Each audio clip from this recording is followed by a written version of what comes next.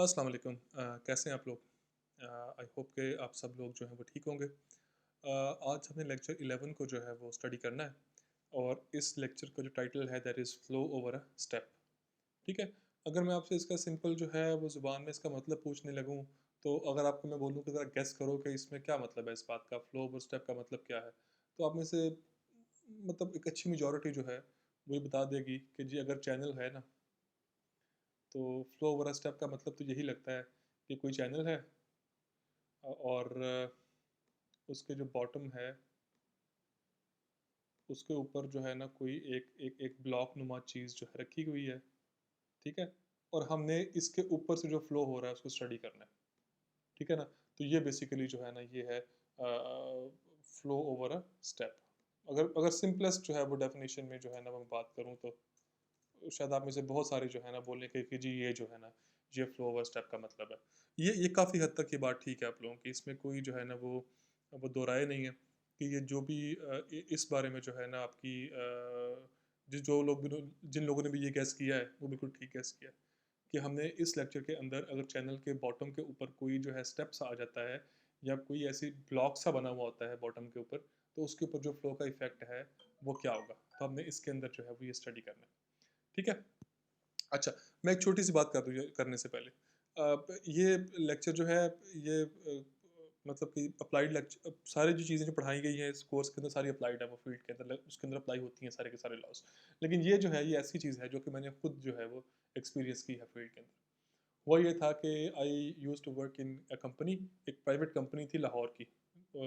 वो एक इंजीनियरिंग की कंपनी थी, तो उसमें मैं काम करता था ना। तो 2009 की बात है कि उनके पास ना एक प्रोजेक्ट आया, उस कंपनी के पास।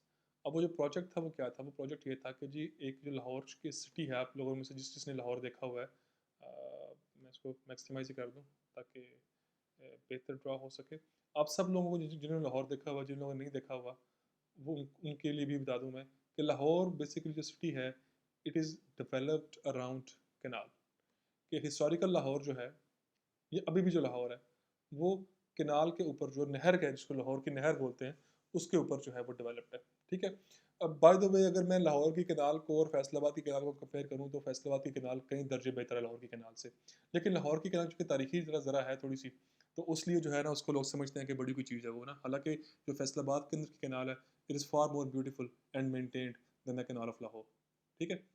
तो बेसिकली लाहौर जो है वो एक केनाल के जो इर्द-गिर्द जो है वो अ, जो है वो डेवलप हुआ हुआ है। ठीक है? अब मैं अगर सिम्पलेस्ट लैंग्वेज में बात करूँ तो हमारे पास जो प्रोजेक्ट आया था वो ये था कि जी हमने जो लाहौर इस साइड पे आबाद है, जो लाहौर का हिस्सा इस साइड पे आबाद है, ठीक है? वहाँ से एक वायर लेके जानी थी इसके दूसरी तरफ, ठीक है? अब वो बिजली की वायर थी, टेलीफ़ोन की वायर थी, वो हर तरह की वायर्स थी वो। एक पूरे का पूरा गुच्छा था जो कि ट्रांसफ़र करना था लाहौर की एक साइड से दूसरी साइड की तरफ। अब ऑब्वियसली अब जो बिजली की तारें हैं या जो जो दूसरी जो तारें हैं वो टेलीफ़ोन की तारें हैं, अब कभी भी उनको अनकवर्ड जो है ना पानी के अंदर नहीं छोड़ सकते। ना ही आप उनको सरफ़ेस के ऊपर से गुज़रवा सकते हो खंभे-शंभे लगा के। ठीक है? तो वो उसकी रीज़न ये है कि आप लोगों में जिन लोगों ने कैनाल देखी हुई है, वो अच्छी खासी बड़ी रोड है, उसके बीच में खंभे-शंभे लगाना, वो तारों को ट्रांसफ़र करना, वो बड़ा मुश्किल काम है।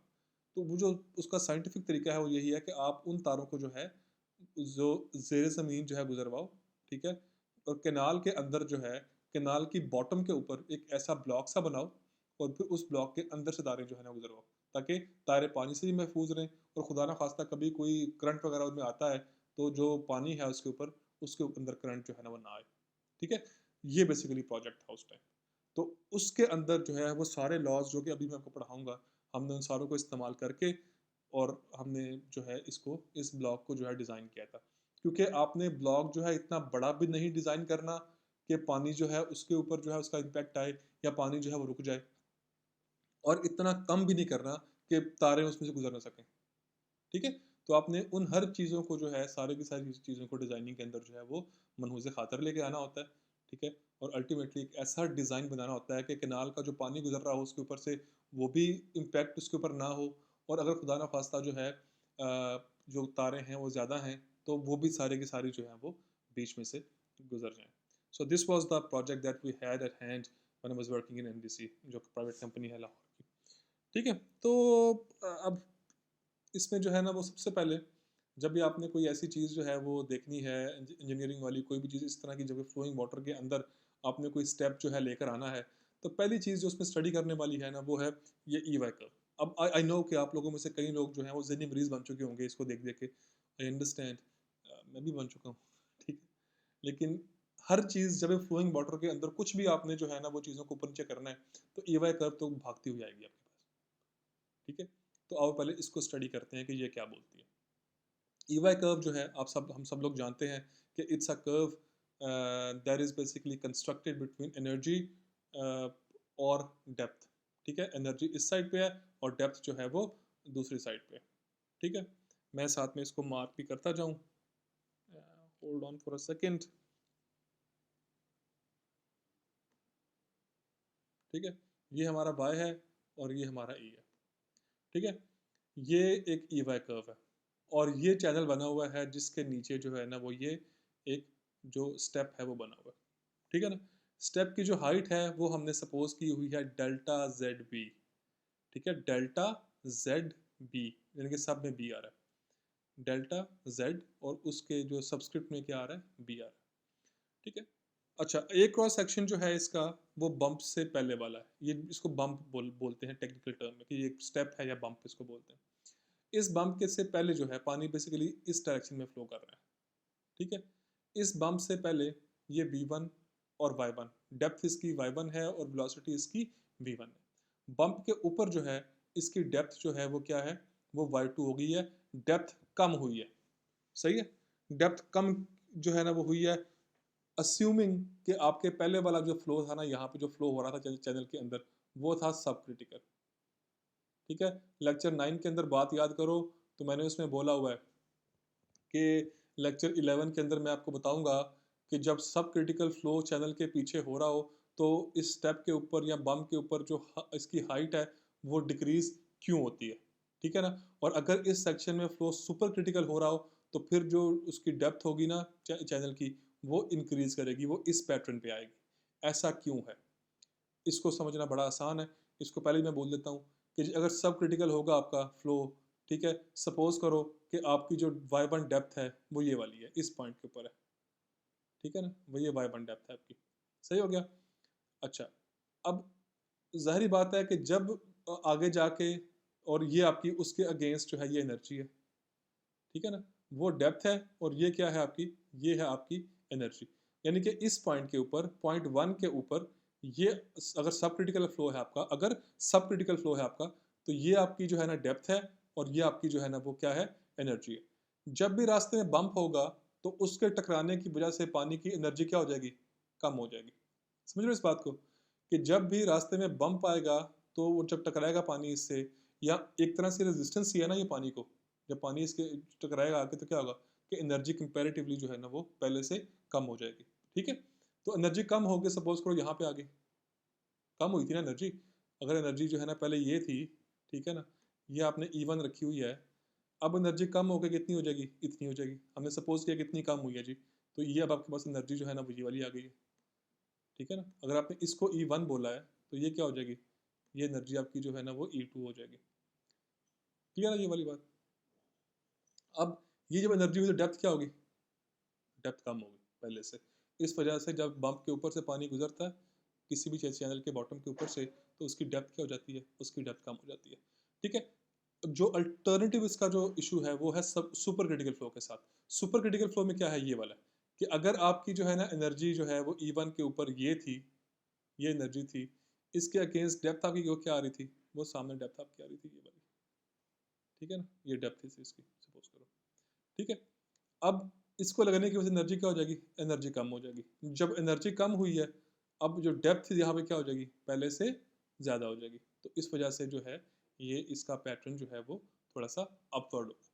तो इसलिए जब भी आपसे एग्जाम में पूछूं या जब भी आपसे कोई सवाल हो कि जी आप ये बताएं कि जब आपके चैनल के अंदर फ्लो सब क्रिटिकल होगा तो बम्प के ऊपर आपकी डेप्थ क्या हो जाएगी, आपने बोलना पहले से कम हो जाएगी। क्यों कम होगी, क्योंकि बम्प रेजिस्टेंस ऑफर करेगा, ठीक है। रेजिस्टेंस ऑफर करने की वजह से एनर्जी कम हो जाएगी, और सब क्रिटिकल फ्लो में जब एनर्जी कम हो तो डेप्थ भी कम हो जाती है। लेकिन सुपर क्रिटिकल फ्लो में क्या होता है कि जब आपकी एनर्जी कम होती है, डेप्थ साथ में क्या होती है, वो बढ़ जाती है। तो इसलिए जो है वो बेसिकली डेप्थ जो है वो कम और ज़्यादा जो है ना इसमें हम देख सकते हैं। ये वाली बात क्लियर है।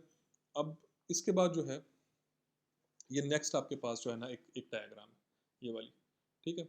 ये हमने पहले भी स्टडी की हुई है, ये अभी भी इसको स्टडी करेंगे, ठीक है। इससे पहले एक आखिरी चीज़ इस पिछले वाली जो के अंदर मैं बता दूं कि ये जो डेल्टा जेड बी है, अब वो चीज़ें मिट गई हैं, रीज़न बीइंग कि वो हाईलाइट ही बस मैंने की थी। आई होप कि वो क्लियर हो गई होंगी आपको, ठीक है। लेकिन इसके अंदर जो डेल्टा जेड बी की जो हाइट है, एनर्जी का डिफरेंस जो यहाँ और यहाँ पर आया है, ठीक है। हमने जो है वो जो एनर्जी पहले यहाँ पे इस क्रॉस सेक्शन के ऊपर 1 के ऊपर रखी हुई थी, वो कितनी थी? वो थी E1, ठीक है ना? और जो हमने क्रॉस सेक्शन 2 के ऊपर रखी हुई थी, वो कितनी एनर्जी थी? वो थी E2, ठीक है? E2, ठीक है ना? इसके ऊपर ये वाली E1 थी, जो हमने पहले रखा हुआ था, मैं दोबारा बना के दूँगा फिर ना कोई मसला बन जाए, ठीक है? ये E1 है, ठीक है?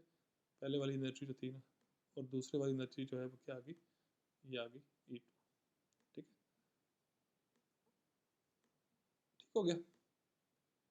अब इन इस एनर्जी में E1 की वैल्यू ज़्यादा है, E2 की वैल्यू जो है वो कम है, ठीक है ना? ये E1 की जो वैल्यू है, इसमें कमी जब आई है E2 पे, ये किसकी वजह से कमी आई है? ये इस वजह से कमी आई डेल्टा ज़ेड बी की वजह से। तो जो डिफरेंस है इन दोनों का एनर्जी के बीच में, E1 और E2 के बीच में, वो इक्विवेलेंट किस चीज़ के है फिर? डेल्टा ज़ेड बी के, ठीक है? डेल्टा ज़ेड बी की वजह से ही एनर्जी कम हुई है। ठीक है? तो फिर इसका मतलब क्या हुआ कि वो जो चेंज है वो उसके बराबर है। मिसाल के तौर पे मैं आपको एक बड़ी रूट्स एग्जांपल देता हूँ, ठीक है ना? कि जी आपके पास 4 है और आपने इसके अंदर जो है वो 2 ऐड कर दिया, ठीक है? और आपके पास आंसर क्या आ गया? आंसर आपके पास 6 आ गया, ठीक है ना? 4 के अंदर चेंज जो है वो किस वजह से आई है?